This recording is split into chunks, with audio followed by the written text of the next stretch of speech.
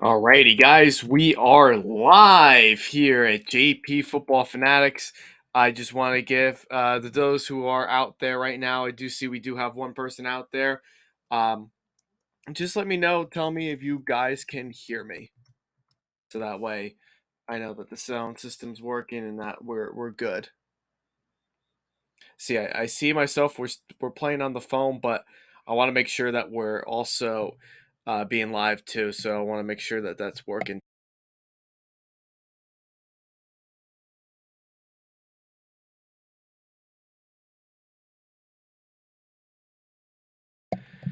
Okay, I think we're good now.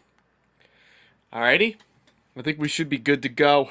If everyone can hear me, just let me know. I think we're all good. Just want to make sure that we're set and ready to go. I'm gonna straighten out my hair a little bit. My hair is a little bit of a mess. It's been a long day. Yeah, so we're good. All right. Well. What a crazy week of football. It's been a crazy week of football. I can't even begin to tell you how crazy week one was in terms of college football.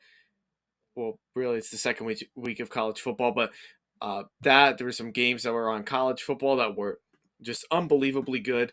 There was also a lot of really top notch, top headliners to talk about in this week's recap. It's so much. I can't even get over the feeling of like how much craziness that was going on during week one. Like so much happened week one. I can't even. It was so hard to keep up with like all the crazy upsets and the plays that were going on. It was a great way to start off the season. To be honest with you, with a lot of these close games, some overtime games. And there were some teams too that got beat up too, like the Cowboys did. Sorry, Cowboys fans, you might be out with doubt. You might be out with without Dak Prescott for the first couple of weeks or 6 to 8 weeks. He's supposed to be out for. So, prayers to Cowboys fans in order to find a new quarterback during that time frame. So I apologize to Cowboys fans who had a rough night on Sunday night against the Bucks, but to a lot of other teams that had great wins, great start to the season, being 1-0. Some who haven't been 1-0 in quite a while. We'll get to talk about those for tonight. Congratulations. I know my Giants won big. They won a big game against the Titans. So that was awesome to see. I was not expecting that game to be as crazy as it was like that. So that was good for to be a Giants fan and to get a win like that. To be 1-0 for the first time in 6 years, it's great feeling. So it's good for Giants fans that finally go 1-0 after so many years. And other teams that haven't gone 1-0 in a while, like we'll talk about them as well, like the Browns. So, but it was good though. It was good to keep up with all those wins. So to all the teams that went 1-0 or was lucky to start off 1-0, congratulations to you. You're now in the winning column. To those who lost this weekend and had ugly losses, well, still a lot of season left in you. So don't worry. Don't over exaggerate. It's not the end of the world. Some teams will pick it back up. Some teams will panic, but it's only the first week, so it can only get better from here. You would hope so. So we're gonna get into the recap for week one. Like I said, we're gonna be talking about a lot of headliners, crazy games that happened this week. No, there was a lot of them. Um, I'm also going to be talking about my top 10 teams for this week. I'll talk a little bit about my pick as far as the game of the week. I think there was multiple games, a couple of games that really stood out to me, but one in particular I really was engaged in and I thought deserved to be game of the week for week one. So we'll talk about that as well into the headliners. So we'll get into that. I see we do have another person. We did have another person on. So guys, let's make sure we're getting those people on. All right, got to make sure we're getting those people on. It's important. I want to get more people on. I want to engage people into thinking and being able to think and be able to communicate with me about football. That's all I care about right now. So before we get into the recap, don't forget to put a like on this video. Also, leave a comment down below on what you guys think, what you guys like, what you don't like, and how I can make it better from here on out. Your opinion, I need you guys way more then you need me. So your opinion matters to me. So make sure you put a like on this video and past videos as well. Also, another important thing too to keep in mind of, subscribe to this YouTube channel. Make sure you're following all the important updates and live streams, like for example for tonight that we're doing, and for tomorrow night, like those kind of videos. Please be able to subscribe. Also put a ringer on them so that way you get notified on when I go live. So that way you can talk and be able to listen to your favorite teams as I go over each and every one of them each week. So subscribe. There's no other better content for the NFL than there is on my channel, JP Football Fanatics. And if you're a football fanatic, you've come to the right place. So subscribe today. All right, thank you. So I wanted to do that real quick. So we're at 8:05 right now. We're gonna get started. No, it's been a long weekend. A lot of great games to talk about. Some games that really shocked the living crap out of people, and some of them actually shocked me quite a bit too. So we're gonna get in. We're gonna dive right in, and we're gonna get started with them. So I'm gonna start sharing my screen so that way you guys can see. So how I'm gonna be doing this, I'm gonna start off each week. I'm going to be using Google Slides that I've been using, and I'll put this in full screen. And so that way, when I do this, you guys have a visual. You guys can be able just to tell by some pictures and some major headliners of important games that went on this week, and so on and so forth. So this is my recap for week one, and this is how it's always going to start off for each week moving forward when I do my recaps. So yeah. Okay, so we'll start off with my top 10 teams of the week after week one. So it was actually kind of difficult for me to really rank some of these teams in the top 10. So I had to really think about them. I know some of these teams have lost. Some of these teams might be a little bit lower, a little bit higher than where they're supposed to be. Some of you may agree, some of you may disagree with me, and that's totally fine. But these decisions were based off of how they really played in each of their games, really mostly, and how good they really looked on the offense. I kind of look at the offense and defense and kind of analyze a little bit on each game as far as like how well was their matchup this week, and do they really deserve to be in the top 10 for week one, which I think most of these teams, I believe people would agree with me on. I would think so. Yeah, so we'll dive right into that. So we'll do my top 10 teams. So we'll start off with the number 10 right down here. We're going to have the Pittsburgh Steelers at number 10, which we'll be talking about their game, one of the first games headliners that we're going to talk about. So the Steelers are at number 10. They just make the cusp of this top 10 list. And the reason behind that is because they played the Bengals, and everybody knows what happens, but we'll talk about more about how that happened. The Steelers really went to town as far as defense goes, and they turned over Joe Burrow and that offense 5 times in the whole game and almost lost.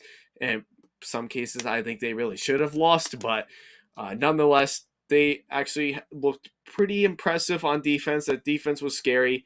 They really got after Joe Burrow, and they really got after that Bengals offense, which is still pretty explosive.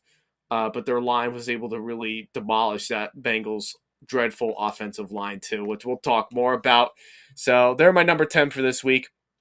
Number 9 is the Colts. I would think the Colts would probably be lower below the Steelers, but the Colts actually they kind of concerned me, but they still made the number 9 because I think they're still a very good dark horse team, and I think they deserve to be recognized to be in the top 10. I think, Matt Ryan will start to acclimate. He'll start to really acclimate to this offensive playbook under Frank Reich, and who I think is a very good coach in his own right.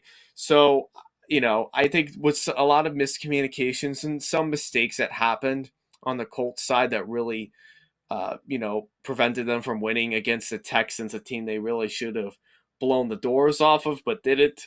They're still number 9 because of their talent level, and they did battle back to tie, which really shouldn't have been. So that's number 9.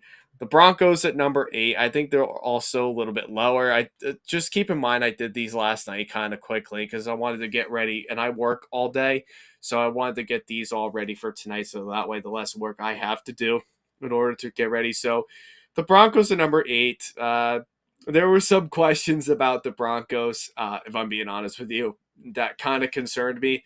And I know it's only week 1, and I know Russell Wilson's he'll probably get better. I'm sure he'll definitely get better. He'll start to really feel out his wide receivers in that offense for the Broncos as the season goes on. But they had a tough loss, a very tough loss actually, to the Seahawks, which a lot of people thought we're going to blow them out. But I told a lot of people that it was not going to be an easy game.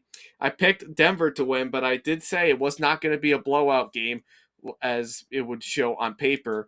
So they make the number 8 because there were some things that the Broncos did do well in terms of defense. They did do a pretty good job in some cases with the defense, but they just let up too many big plays to prevent them to go any higher. So I'm not too sold on them yet. I don't know how long they're going to be in the top 10 for, at least for this year, but they could impress this year and do well later on this season. But I think number 8 is kind of reasonable to be. They might be just a level above the Colts and 2 above the Steelers just because of Russell Wilson, who is a cuss top 10 in this league right now. So Bengals at number 7. The Bengals did not have a good outing the whole time with the Steelers, but what did impress me is that with a dreadful offensive line, Joe Burrow did do enough to tie the game and head it into overtime, but just could not finish anything through. So for having 5 turnovers in that whole game, it was pretty impressive to see them come all the way back, surprisingly, to tie it and go into overtime and probably should have won it. So they're still number 7. I'm not too worried about them really, except for that offensive line. I think the Bengals are still a very good, sharp-looking team in terms of explosive weapons for Joe Burrow to throw to, and Joe Mixon's an absolute animal as far as running backs go. The Ravens I ranked higher. The Ravens had a pretty big win over the Jets. They started out very slow in terms of offense, but their defense came to play. Their defense definitely held up Joe Flacco. Their defense did really well and was able to really get to Joe Flacco and be able to tear apart the Jets' offensive line. And once that defense kind of got a rhythm going, so did the offense, and that's when Lamar started to get some big wins, some big plays going, so that way they could be able to beat the Jets pretty handily on paper. But I kind of predicted this was going to be a tough game for Lamar Jackson, and it was for the most part. But that Ravens defense just absolutely got to Joe Flacco and that Jets offense all day. Although they did do a pretty good job with running the ball. That's really the Jets' best scheme, is to run the football from what it looks like right now after week 1. So they're going to number 6.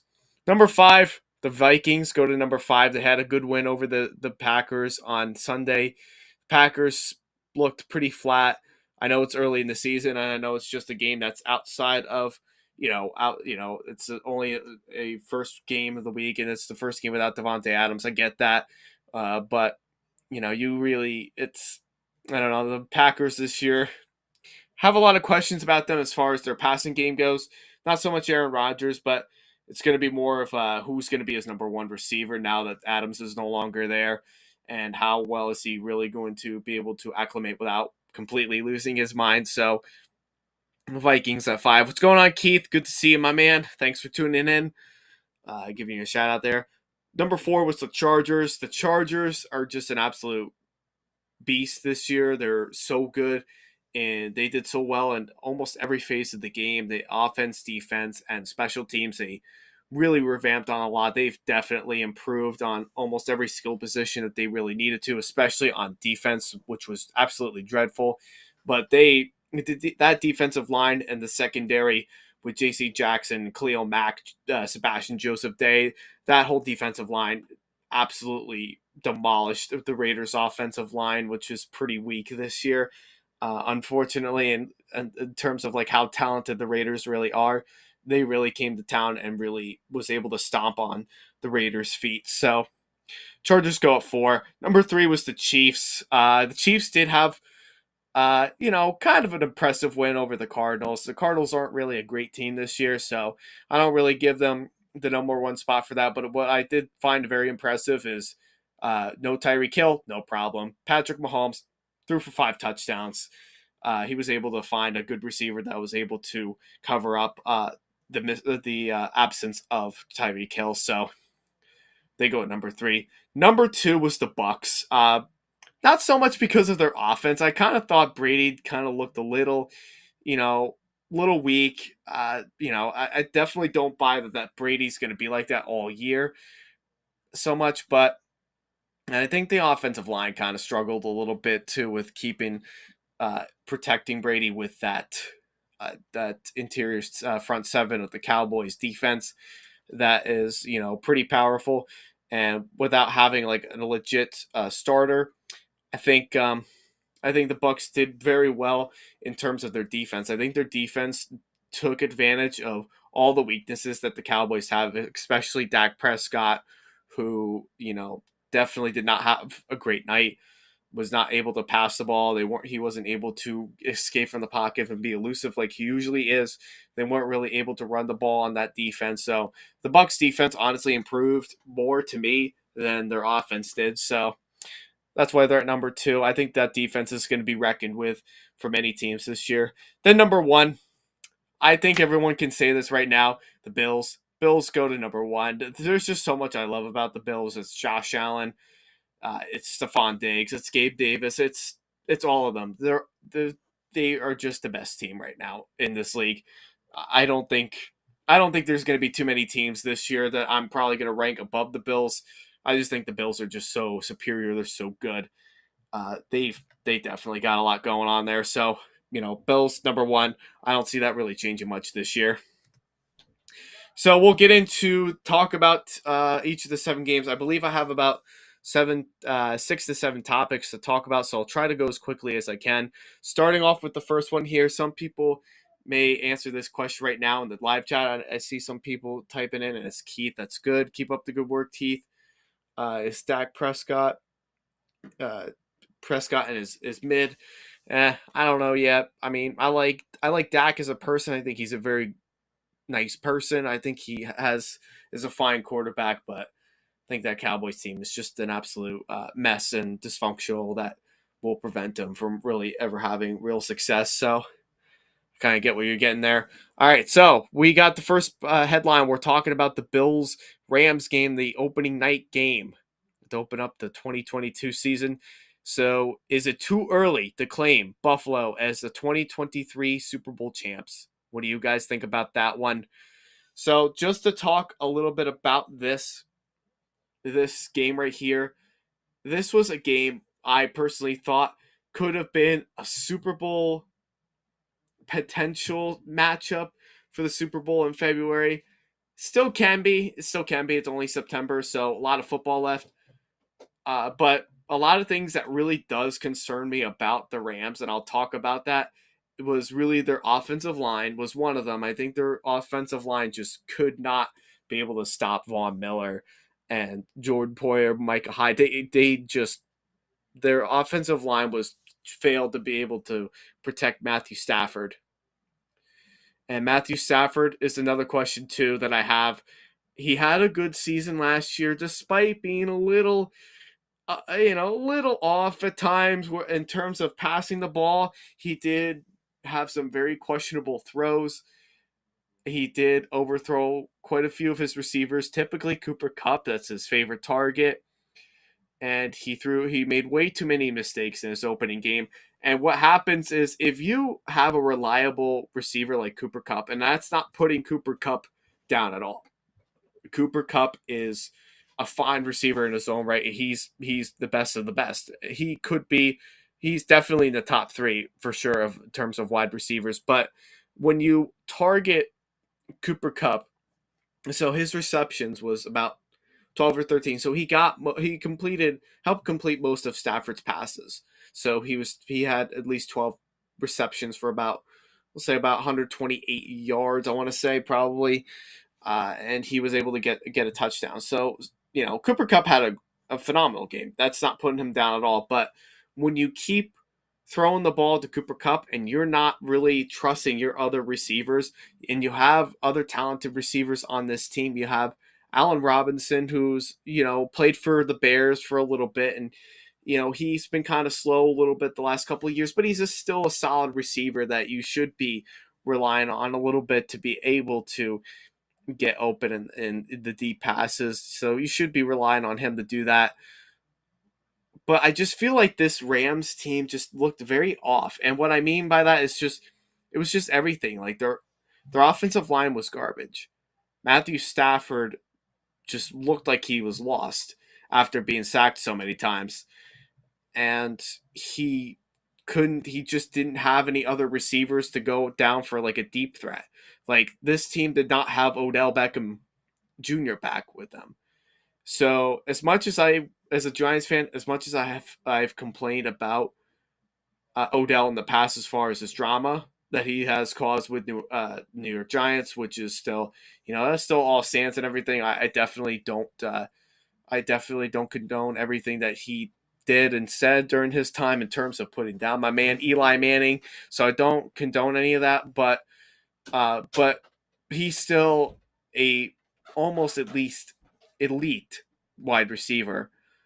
And when he did play, and when he got traded from the Browns to the Rams last year, that definitely helped out the passing game in terms of Stafford being able to throw a deep ball down the field, to be able to throw to somebody that he could rely on to make a deep catch on the deep throw. So we'll see if the Rams sign Odell again this year. I don't think it's that likely that he will, but I'm just saying from my standpoint of me watching a lot of football last year and keeping track of games and how offensive and defensive playbooks kind of went last year, and being able to really examine teams and how they do. I think you really need Odell back on this Rams team. I just don't think and as much as I think Cooper Cup is amazing, he's not your deep threat guy that you want to be able to throw down the field. You want somebody like Odell that can definitely catch down the field.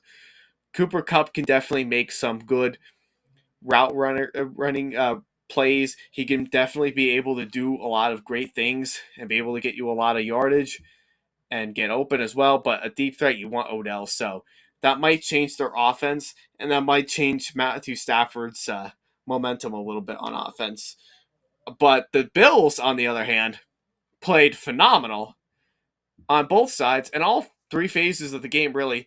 Besides a couple minor mistakes that they made, which really wasn't Josh Allen's fault, especially that first pick that was thrown to Isaiah McKenzie. Should have been caught by him. Absolutely should have been caught by him. So I don't blame that on Allen at all. That was definitely on his receiver, and where that got intercepted. The second time he got intercepted, I think that was a little bit of an overthrown ball. So I kind of get the second one was kind of his fault. So I don't blame any others but him on that one. But that first interception was not his fault, and that running back, I believe it was Cook that ran a little bit too for them. Which, by the way, I was not expecting the Bills to run as much as they did on Thursday night. I thought they didn't look sharp per se in terms of running the ball, but I thought Devin Singletary can't speak tonight. Devin Singletary and what's his name? Zach Moss did help out in terms of being able to get some of those rushing yardage to change up their scheme a little bit. Allen is able to throw to both running backs, which is something you want to get them going in the passing game too. But I thought they did a pretty decent job with being able to run the ball too. But what impressed me just as much as their offense and Josh Allen being an absolute beast was their defense. Why? Well, Von Miller. When you have Von Miller on your defense like that, and that's what changed the momentum when he played with the Rams last year on their defensive side of things, that changes a lot. It really changes a lot. And that definitely showed when he was playing defense for the Bills. That showed that he's still an elite edge rusher. So you definitely want to be able to have someone like Vaughn Miller playing on your team still. He's just an absolute beast. I think he's got a lot of football left in him. He's going to help contribute to that Bills defense, which is very good, but with him being in it, makes them look a lot better. So I was very impressed by the Bills. I honestly don't think it's way too early to predict them as 2023 Super Bowl champs. I think that if there's any time that kind of showed that they're for real this year, and they came out the way that they did against the Rams on Thursday after a very sour taste of a loss in the playoffs last year against the Chiefs on an overtime play. I think this Bills team is for real. I think they're hungry. They want a lot going for. They have a lot going for them. So I was impressed by the Bills in all three phases. I thought they did a phenomenal job in this game, and they definitely outcoached them. And I believe Sean McDermott was able to outcoach McVay in so many ways. So I was impressed with the Bills. I think they're Super Bowl champs. And if you want to argue with me on they're not going to make the Super Bowl, there's another team that's above them, you let me know in the comments down below. But there's not too many teams I think that are going to match up as well as the Bills. So that's it. Okay. So this was my game of the week, the Bengals and the Steelers, and I talked a little bit about it when I did my top 10 teams. So they had the game won twice. So which team am I talking about? Which team do you think I'm talking about right now? I'll give you a second to answer that. Which team do you think had the game won twice? It was the Bengals. There was no doubt that the Bengals had this game won twice in both the end of regulation and in the overtime period. Now, I can't put all of the blame on the kicker because it's not always the kicker's fault. Not like fans want to always make them seem like it's always the kicker's fault. It's not. You know whose fault it is? The reason why they lost? Their offensive line, which was so ugly to watch. Sometimes I was up, and this was the game that just got me just as excited as the Giants Titans game did. But this game really had the edge of my had me at the edge of my seat. I was really on edge when I was watching this game because I was really hoping that the Bengals would have really battled their way back to win this game after so many 5 turnovers from Joe Burrow and company. I was expecting not I can't say I was expecting them to, win, but I was really hoping that they would have this would have been a big statement win for Joe Burrow and company in his early career by beating the Steelers after having 5 turnovers. That would have been something special for this team, but nope. So what happened? Their offensive line completely sold on them the entire game. Like, my goodness, I can't even. I had to look away a lot of times when I was watching this game because both offensive lines, not for nothing, they were both bad. But the worst was the Bengals. And I can't blame all of that on Joe Burrow either.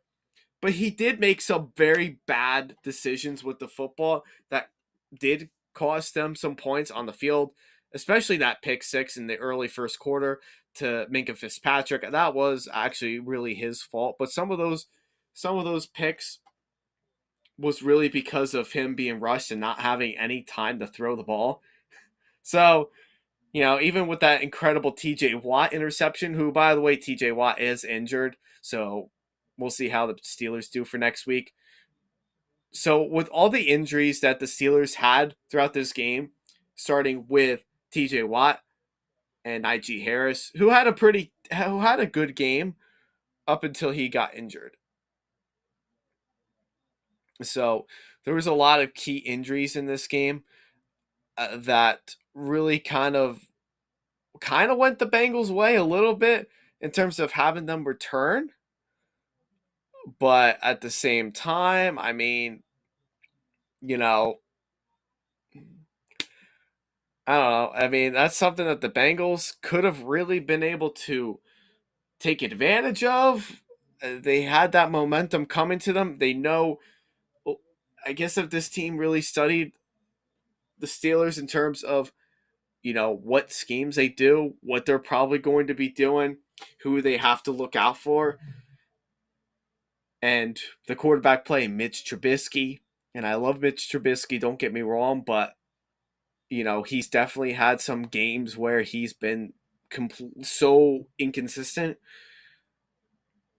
Yeah, yeah. I mean, like, this Bengals team was able to take advantage of some of the key spots where the Steelers didn't really make a ton of mistakes. I didn't think personally.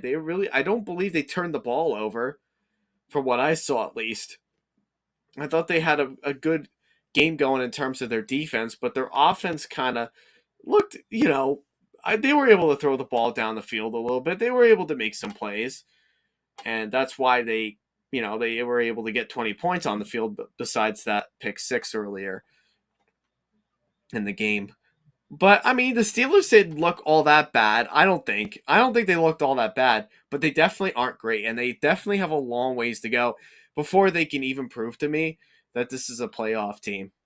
In my opinion, the Bengals are still a legitimate playoff team, and possibly could make a deep run in the playoffs. Could maybe be a Super Bowl contender, maybe, but they gotta fix up on that offensive line. Joe Burrow, Jamar Chase, Joe Mixon, Tyler Boyd, T. Higgins, who is out right now with a concussion, so he's questionable for next week. That's an explosive offense that you have right there.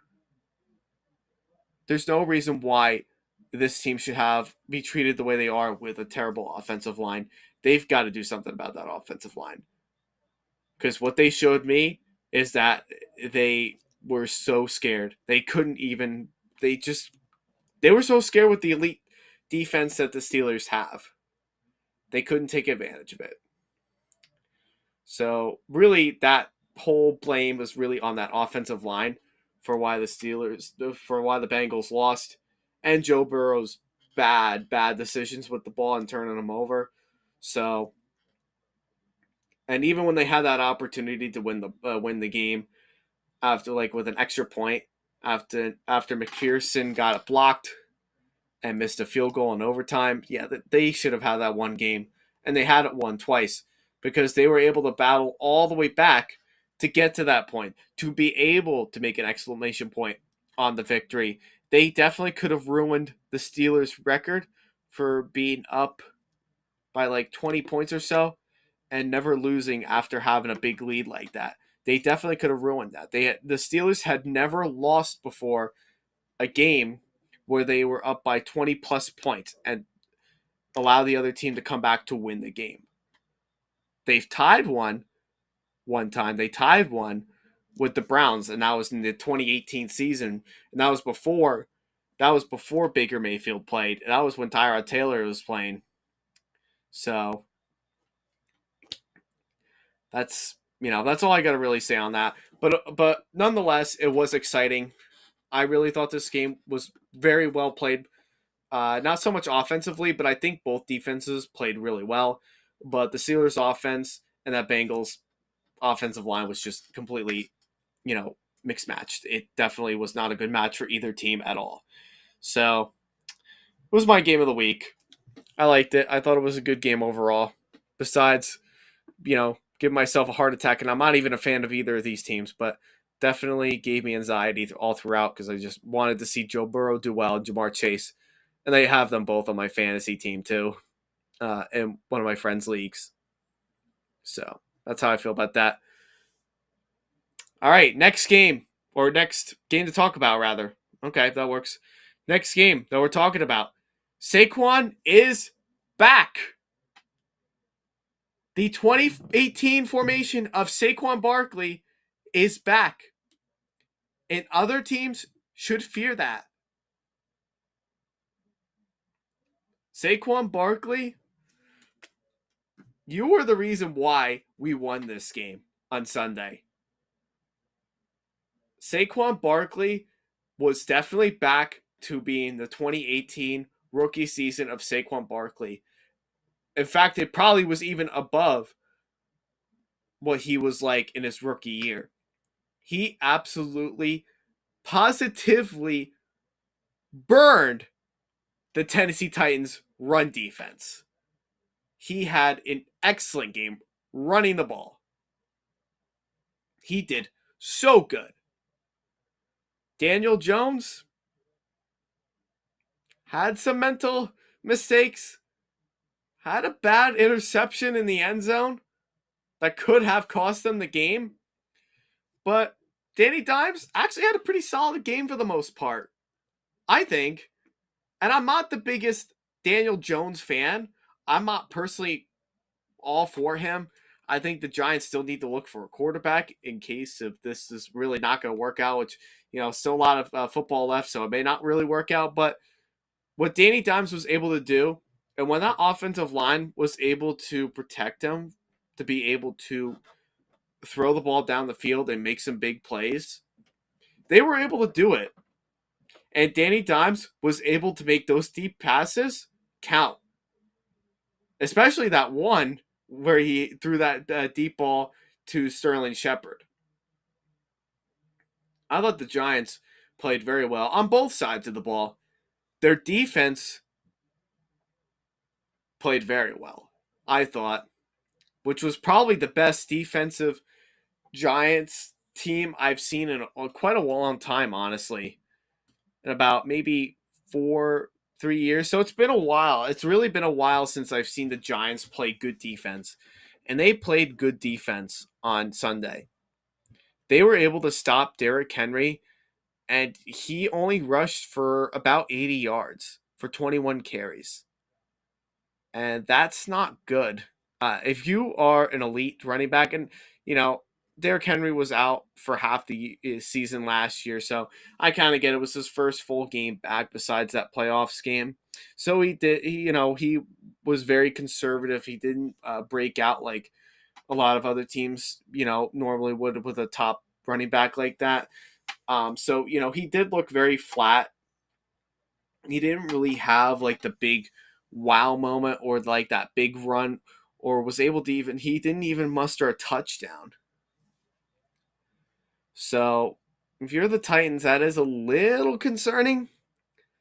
But I think as the season goes on and the more you keep Derrick Henry healthy and probably not really like overpower him and get some passing game into that offense going, by the mid-season, Derrick Henry will be kind of back to where he was. I think this early season of Derrick Henry is something that's not new. We've seen Derrick Henry kind of start out the season pretty slow, not really get like the big plays or the big runs going. So this really wasn't too much of a shock to me for him to really have a slow game and not really have a breakout game. So, but at the same time, too, that Giants defense did an excellent job stopping him from making a big play, though. I thought they were able to stop him and their passing game too, which I was kind of concerned more about that Giants secondary.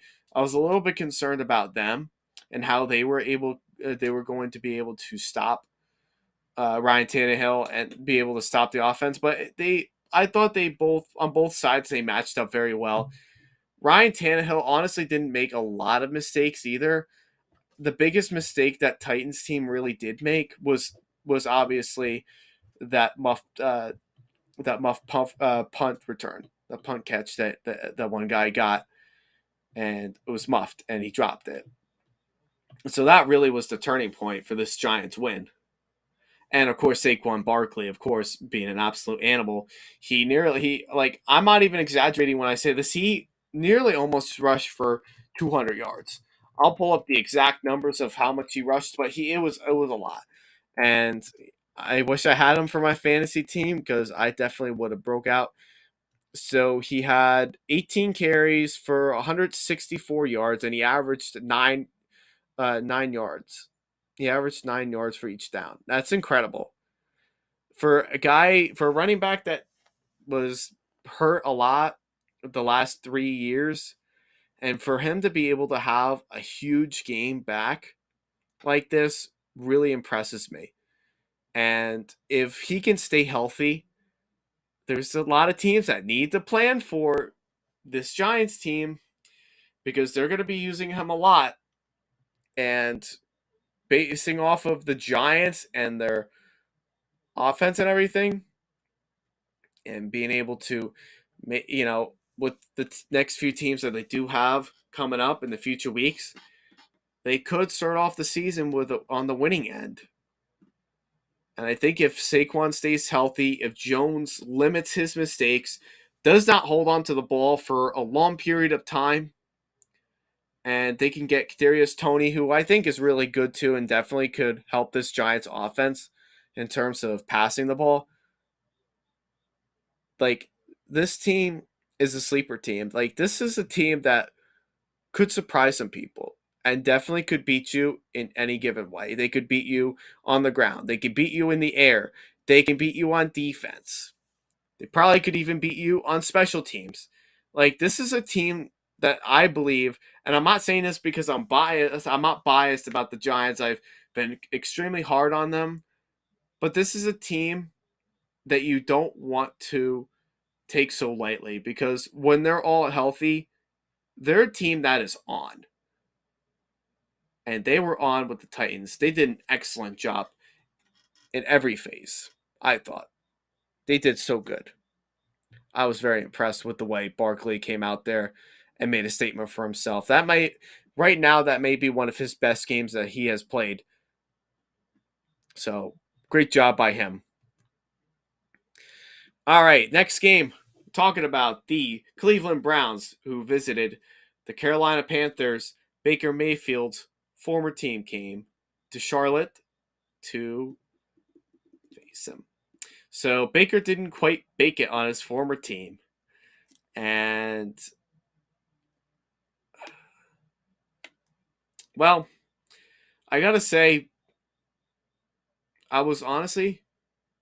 really was not that surprised in terms of the Browns and taking advantage of some things that, the Panthers might struggle with, especially on that defense. I don't think the Panthers defense is all that great. Besides some things, there's some things that I do like about the Panthers defense in terms of their defensive line, which I think is very underrated. But what really set the tone for this Browns team was how sufficient they were in terms of running the ball, and they did do a very good job with running the ball. They utilized not just Nick Chubb in the rushing field, but they also used Kareem Hunt as well, which is very important if you are a team that likes to run the ball. You don't want to just run with just your number one running back. You want to be able to utilize another backfield kind of running back that can make the big catches like Kareem Hunt. And surprisingly enough, and despite him not playing all that great when he took over for Tua last year for a couple of weeks, I thought Jacoby Brissett looked kind of impressive. He definitely did have some time. He has played behind a much better offensive line than he did last year. He didn't hold on to the ball for nearly as long as he usually does. So that definitely helps the Browns a lot. So he had some big moments and he was able to do some things well that probably not many people were really expecting him to. I think a lot of people were more reliant on, sufficiency with their run game, which, was the vocal point of their offense. But you got to give Brissett credit where credit is due. I thought he actually looked exceptionally well in the passing game and was able to really, not be able to hold the ball on as long as he normally does when he played for the Colts and when he played for the Dolphins last year. You could definitely tell he was very hesitant and it was definitely not a good passer downfield. But he did look pretty good. And I think that you can win some games with Jacoby Brissett while Deshaun Watson is in his suspension. So a playoff run probably isn't out of the question yet for the Browns. I don't think so personally, uh, but it's going to depend on some of their next few games that they have, like the Jets. As long as Zach Wilson is out, that should be a winnable game for them. The Steelers is kind of a loss for them. I would say that's kind of a loss cause for them to beat them in week 3 on Thursday night. They could beat the Falcons. Chargers, is already a loss probably. Patriots could be a winnable game for them. The Ravens probably could be a winnable game for them just because it's division. The Bengals could be a winnable game for them.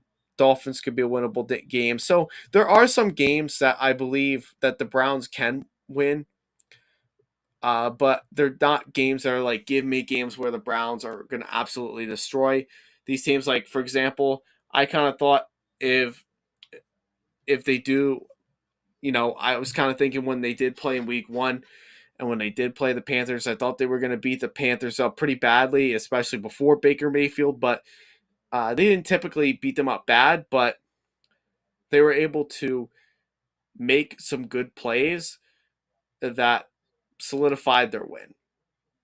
And their kicker, who was able to kick a pretty long field goal for them and be able to start the season off being 1-0 for the first time. It was like 28 years or something, almost 30 years. It was a long time. It was nice to see the Browns do get a win, but I was hoping Baker Mayfield would get his revenge on his former team. And watching the film afterwards, like I did watch some parts of this game, so I kind of knew what was going on, and I was able to keep track of like how well each player did play. And Baker Mayfield, for playing on a new team and being able to play against his former team with the Browns, and there's a lot of hype about him and Myles Garrett, not having the best relationship ever. And there's a lot of trash talking between the two, I guess you could say, in their own cryptic way. But Baker did for a new team. I thought Baker did look pretty good, despite that one interception. But you can expect that from Baker. He does make a lot of dumb throws. That's not anything new for him. But besides that, he did look pretty good. I thought he was able to pick apart the defense. He was able to throw the ball down the field pretty well. He was able to run when he had to, especially that rushing touchdown. McCaffrey didn't really do as much as probably many people thought of he would have done. Probably people thought that he would have carried that whole offense, but honestly, it was the big connection between Robbie Anderson and Baker Mayfield that I thought really connected really well. And DJ Moore did have some moments in this game too, but he wasn't a huge difference maker for them. But I thought that connection with Baker and Robbie Anderson definitely looked very sharp. And Robbie Anderson kind of looked like he did when he was playing for the Jets again. So, I mean, he might be. Is he going to be Baker's number one receiver? Maybe, I don't know. Or is it just a fluke? I don't know. I mean, it could be a lot of things. It could really be a lot of things. But I was impressed with both teams. Happy for the Browns because they finally start off the season on a winning end. But I was also very sad that Baker did not get his revenge that he was hoping that he would have gotten on his former team, which I really was hoping he would have, only because they traded him away for Deshaun Watson, who was already in a lot of legal trouble as it was, which was completely unfair for sure, completely unfair on his part that they would treat him that way. I don't think he really got the most success in Cleveland. I don't think he really got a whole lot of help, which kind of kept him back and his team back because they weren't really wanting to help him out a lot in terms of the passing game. I think they were relying more on their running game, and I think they probably will still in terms of running the ball with Chubb and Hunt. But they didn't really get him any kind of receivers, like top-notch receivers like they do now with Amari Cooper. That should help a lot in this offense, especially once Watson comes back. But really, the rest of the receivers, like Donovan Peoples Jones, Anthony Schwartz, David Njoku, uh, they're not like top nut. They're not top notch guys. Besides Amari Cooper, who might not really get a whole lot of targets, these first few weeks, just because he needs to acclimate to the offensive playbook a little bit more. But outside of Amari Cooper, there's really not a whole lot of receivers that do scare you. So, but adding Amari Cooper definitely helps in the passing game for the Browns and should definitely help them out once Watson does come back. But maybe too little too late. One could only hope. And we might have to rely on Brissett to make some noise for this Browns team. So it was either way. I thought both teams played exceptionally well, and we'll see what happens in week two in either one of these teams. All right, so I'm gonna take a little bit of a sip of my water real quick because my voice is getting a little dry, so you can tell.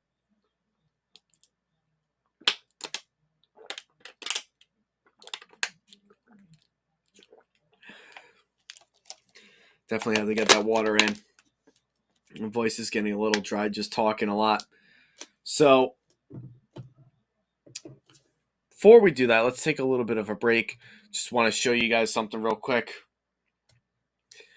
Before we do that, make sure you guys are putting a like on this video. Let me know what you guys think about this content. What do you guys like? What you don't like?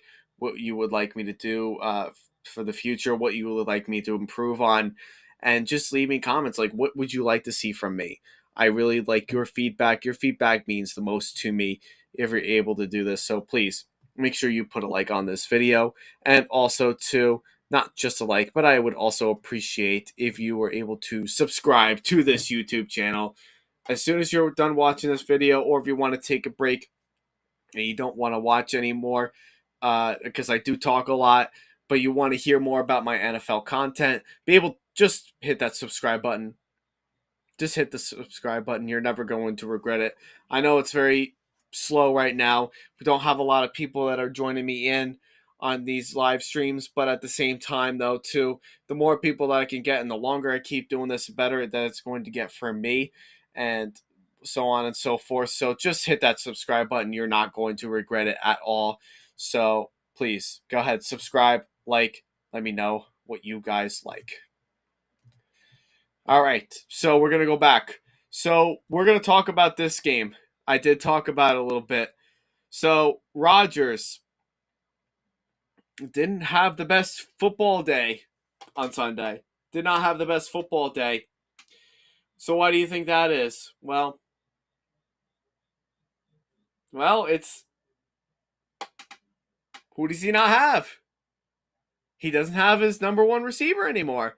He doesn't have the guy that he relied on for so many years playing with him. Doesn't have that guy anymore. So who does he turn to next as his wide receiver? Romeo Doubs? Does he turn to Christian Watson? Does he turn to Sammy Watkins? Who does he turn to? Randall Cobb? Or is he going to become conservative and call plays to just run the ball?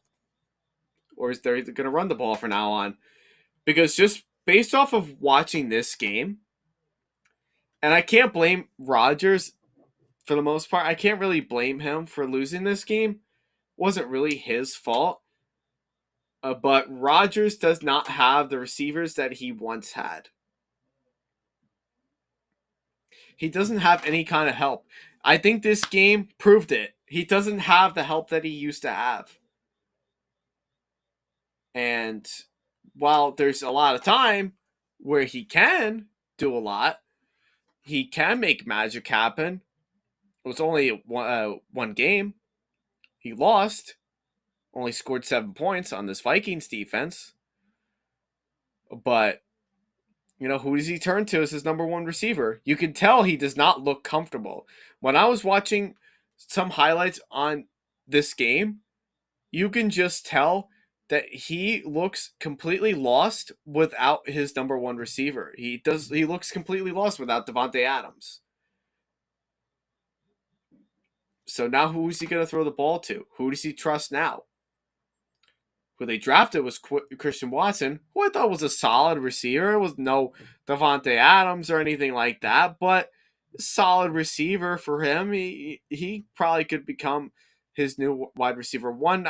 Nope. I don't think that's going to happen for a long time from now. I just don't think Rodgers has it in him. And I don't think he really has the heart of football in him anymore, just based off of like all the crazy stuff that's been going on with him in terms of really opening up in terms of his political views, which I definitely am not going to say I'm against. I'm not per se. I'm not really against a lot of all of what he says, but I think football for him now at this point in his career, almost being 39, I think at this point in his career, I think he's just going to say, I'm done. So I don't really think he's going to be like, I don't think he's going to be like this kind of person that's going to be like, I want to win MVP again. You guys got to do it my way or the highway. Like, I don't think he's really going to explode like that as much or be as complacent as he once was the last few years once they started messing around with him, the organization in that sense. I just think now, at this point in his career, he may not really want to acclimate too much to what they have now. So I think he's just trying to wing it this year, and he might retire at the end of this year. That's just how I personally feel. And I still think he has a lot of football left in him. If he had the right receivers to play for, if he had like some really solid receivers, like a deep threat receiver that he could throw down the ball to, like he did with Devontae Adams, if he could throw the ball like to a slot receiver who is a great route runner and can get open at any given time, like he still has a lot of football left in him. But I think because he did not go to Denver, like a lot of people thought he was going to go to Denver before Russell Wilson did, because he didn't do that, I think he wants to retire with the Green Bay Packers. Don't know why. I don't know why he wants to retire with them after everything they've treated him on. I don't know why they would do that. Why he would do that in that sense. But I feel like in his sense, I just don't think he really wants to go anywhere else, being at the age that he's at, and if he gets hurt, he could be done. So, we'll see how it goes this year. I mean, I'm not too concerned about them being 0-1. They'll definitely win games. They'll definitely be in playoff talk. They'll definitely probably make it back to my top 10 because it's Aaron Rodgers. But I don't think he's really as enthusiastic or as like so focused in the game of football anymore. That I think this is just his year where he's just going to probably just try to wing it as best as he can with what he's got left, the time he's got left, and what kind of players he can throw the ball to left. So I don't think he's really going to be too crazy as far as that goes. So that's how I feel on that. So we'll see how their team does overall.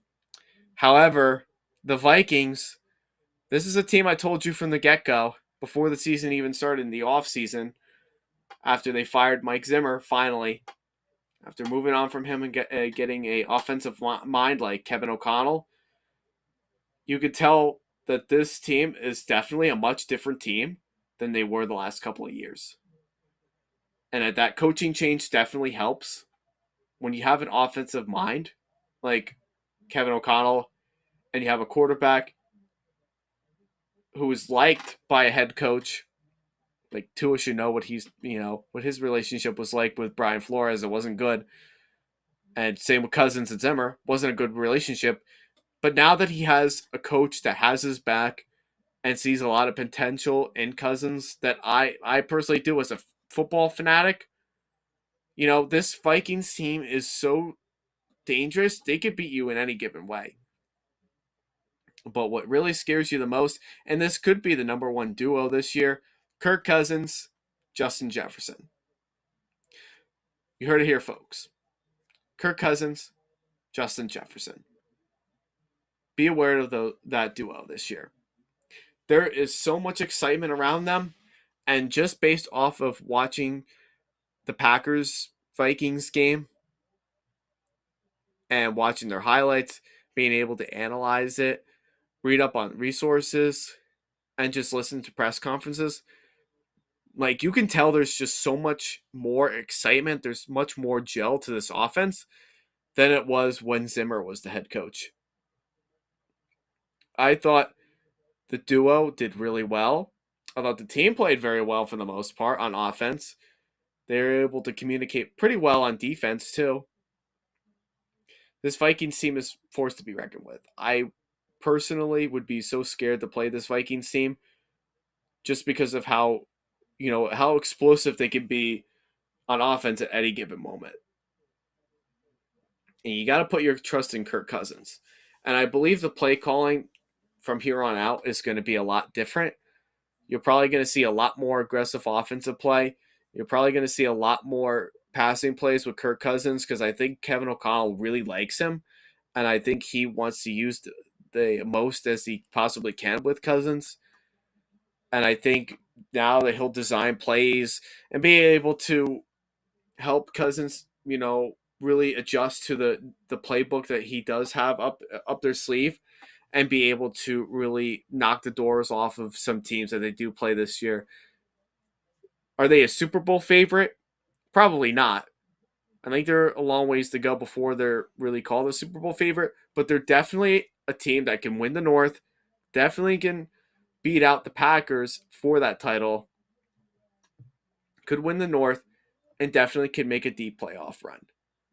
I really like the Vikings. I like the way they're looking right now. I thought they looked very sharp on offense. Their passing game looks very good. I think it looks actually, I think it might be even scarier than it was a year ago because I think that coaching change makes a whole worldwide difference for Cousins, knowing that he now has a coach that's going to work around to what he's best at.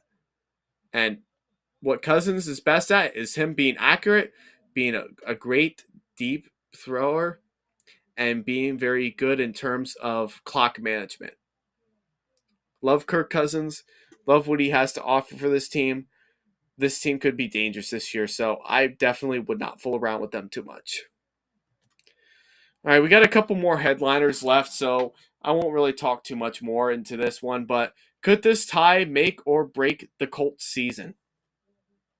So, the Colts are a dark horse team that could potentially pull off some upsets here and there and could make the playoffs, maybe win a playoff game if they really play lights out defense and their offense is unstoppable. But what concerns me the most, and I was actually listening to the press conference for, after this game was played by both Matt Ryan and Frank Reich. And their biggest concern is the passing game. Not so much Ryan, but they're more concerned about the passing game and like who they can trust to really make a big play. Michael Pittman is the vocal points of that passing game, but it can't just be him all the time. They have other receivers that needs to be utilized into this offense that needs to step up big. There's no excuse on why Matt Ryan should not throw the ball. There should be no excuses of why he can't throw the football to any other receiver. Look at the talent that he has around him. He has a stellar offensive line. A stellar offensive line. They can run the ball with Jonathan Taylor and Nyheim Hines. They can run the ball. And what I also like about what the Colts do that I would like to see the Titans do more with Derrick Henry for, despite being a run first team, what I like from the Colts is that they utilize Jonathan Taylor and Nyheim Hines when they're in the backfield and be able to play in the passing game and be able to catch it, be able to catch the ball. That's you need to use you need to utilize the passing game, and it's good to use those running backs and being able to be able to pass the ball a little bit too, a little make those short screen passes and short passes to throw to. So that all works well, but the whole offense can't just be relying on Michael Pittman all the time. There's other receivers on this team that needs to step up. Paris Campbell needs to step up for this team in particular because the guy could have a a somewhat of a breakout year for him this year, for himself. He could have a breakout year, but he needs to step up. There's no excuse why this Colts team, there's so much talent around them. There's no reason why they shouldn't they can't there's no reason why they can't pass the ball. There's no reason why they can't pass the ball. And it just can't be Pittman all the time. They all have to step up. Paris Campbell's got to step up. Ashton Doolin has to step up.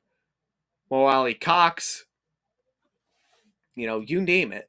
They gotta really start doing something. Alec Pierce, they all got to start doing something on this offense because if they do not get this offense going in the passing game, which I think they will eventually once Matt Ryan really gets to explore the offense and be able to enjoy himself a little bit and actually have a good team around him for once. Once this whole team gels together, I'm not too concerned that they will find ways to do it, but they need to start doing it now. This Texans game, there's no reason why they should have tied this game. They should have blown the doors off the Texans, but they didn't. And I'm not just saying because it's a divisional game. I get it. It's a divisional game. They're usually tough games and, pretty close games for the most part. Either team could win that game. I mean, there were some flashes that the Texans did have that I thought they did well. And I thought their defense had some flashes. I liked what they were able to do in that secondary.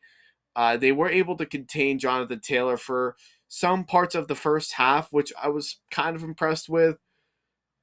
But other than that, there's not a whole lot to really like about the Texans. I don't think, except maybe Brandon Cooks. Maybe their offense can pull off some things here and there, but there's other than that, that's really it. I mean, there's no reason why this game should have ended in a tie. There should have been something, the Colts should have really, really went to town on this team, but they didn't. So, and that concerns me. In this early stage of the season, that concerns me. If you can't get a good passing game going, that concerns me. And that should concern them. Because if they don't win these types of games now, and the Titans take over that division yet again, they're probably not going to make the playoffs for a second year straight. That could put Frank Reich on the hot seat. And that could lead to them trying to find another quarterback yet again. I still think they need to find a young quarterback, and I love Matt Ryan. I think Matt Ryan can do some things for this team, but they need to start looking for a young quarterback because Ryan's older now. So they can't rely on him forever. But that's all I got to say about that game. Definitely shouldn't have gone the way that it did. They left way too many points out on the field for that to end the way it did. All right, last one. Russ returns to Seattle, but he was another one that failed to revenge his former team. Why is that? Well, I was watching this game last night.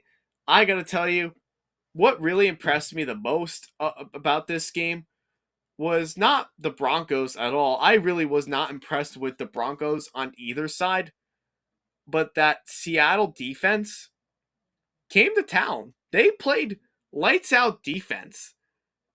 They really knew exactly how to stop Russell Wilson. And I even said this on this podcast last week when I was making my picks for week one. I said expect this game to be very close and possibly low scoring. And that's what it was. It was a low scoring 17-16 game. But what annoyed me about this game, and I kind of went to bed early knowing that the Broncos probably aren't going to really do a whole lot after those turnovers. They just had so many penalties. They probably almost had 15 penalties. You can't win a game with that many penalties.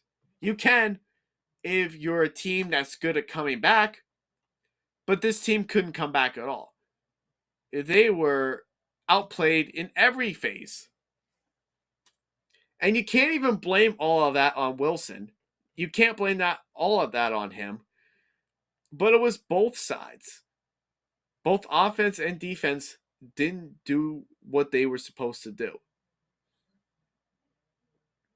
So, and not for nothing, too, if you have 3 timeouts left, you're inside the 2-minute warning, and you're deciding to conserve all of your timeouts and waste time on the clock, and you're not going to go for it on 4th and 5, knowing that you're going to have a field goal of 64 yards. You're playing in Seattle's home. You know it's louder than anything. Louder than like a straight up party probably, or straight up louder than going to the bar. You can't do that.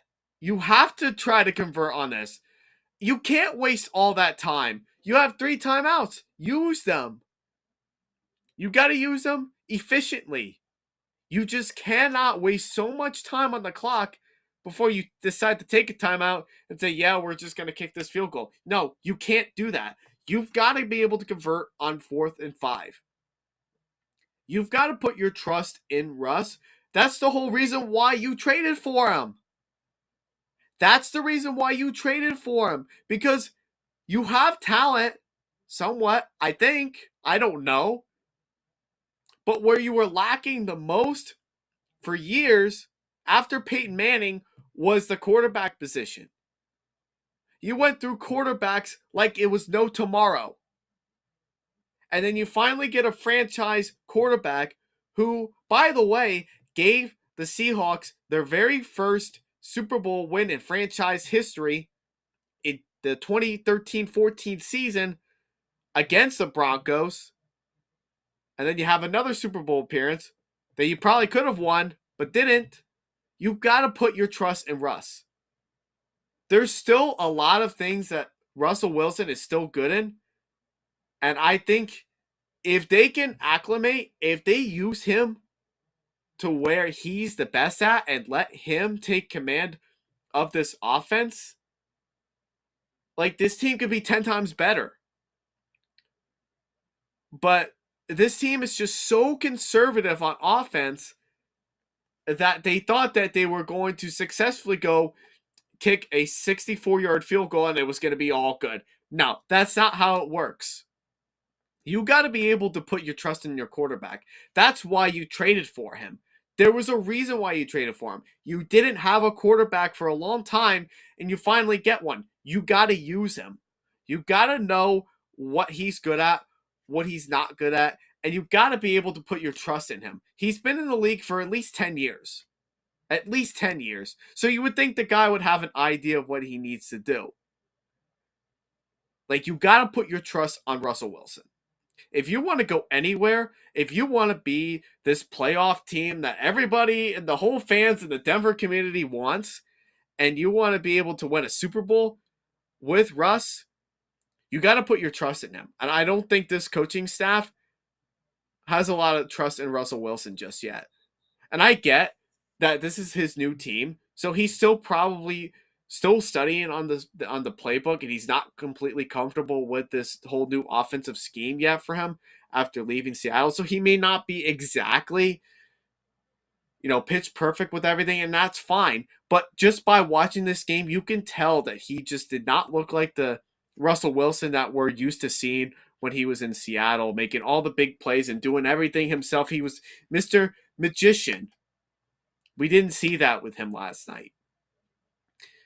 And I think a lot of it, probably 99% of it, at least, was coaching. They just didn't trust him. And you've got to trust your franchise quarterback to make the right choices. And he does. He will make you the right choice. He will win you games if you use him efficiently and if you allow him to work around what he's good at. Escaping from the pocket, being able to make the deep throws, be able to run around and be able to scramble for some yardage. Like he's still very good. He's still very elusive for his age. After taking some beatings behind that dreadful Seattle O-line and after that injury that he had last year with his hand. There's still a lot of good left in him, but he's not going to be like that forever if you don't use him the way that he's been used in Seattle. You've got to put your trust in Russell Wilson. That's why they lost this game. That is truly why they lost this game. Alrighty, well, we actually did pretty good tonight. I was actually right around my goal of where I wanted to be. I wanted to be at least an hour and 15 minutes. But I thought tonight, despite not really having a lot of people still, you guys got to be able to help me out. Got to be able to help me out if you want to. I really want more people to go in, and I want them to be able to listen. I want them to be able to watch my videos.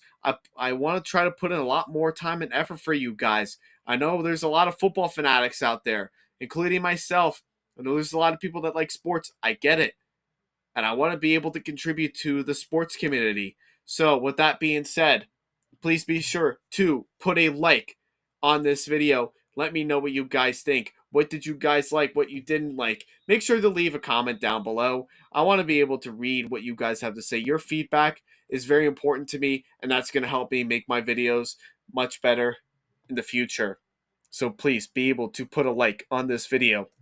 And also, if you enjoyed this video or other content that I have provided to you in recent times, please be able to subscribe to this YouTube channel. Let me know what you guys like, what you don't like. And you can also be alert of when I go live. You can also be alert of when I post a new video. Please hit that subscribe button. Hit the like button. Like whatever you guys like. I know you guys like football. I do too. And I'm covering it. And I want you to be able to be a part of it with me on this journey. Believe me, I want you more than you want me. So please, tell your friends, family, any football fanatic you know about me. JP Football Fanatics. Again, JP Football Fanatics. Subscribe, like, tell your friends, family about it. Believe me, you guys are going to love it. All right, well, we made time pretty well tonight. A lot better than I was expecting. So, with that being said, I will stay on for another minute, see who's left. If anybody wants to make a comment or leave any messages on the live chat, now is a good time to do that. Otherwise, it's been a crazy week one. I'm so glad for those who were able to attend to tonight's live stream. I thank you so much for that. It really means a lot, showing me the support and everything else about it. So I'm just so grateful that you are. So just a quick reminder, tomorrow night at 9 o'clock, I am going to be going live again. Again, I'm going to repeat this again. I am going live tomorrow night at 9 o'clock for my week 2 predictions and best bets, probably, of games of who I think would probably be worth betting on this week. So a lot of good things. I really want you guys to be able to listen to and be able to catch up on. It's been a good first week of football. Let's see how week 2 goes. So if you're able to, please, and I'm begging you, please, tell your friends and family about it tomorrow night, and I will go over each and every game, analyze, be able to describe what I think is going to go really well in each game, my score predictions, and what I think the best bet is going to be on each of those games. So, with that all being said, I thank you guys for all that you've been doing for me in recent times since I've joined. This is your boy James saying peace, and we will see you all tomorrow night at 9 o'clock. Thank you guys again. God bless.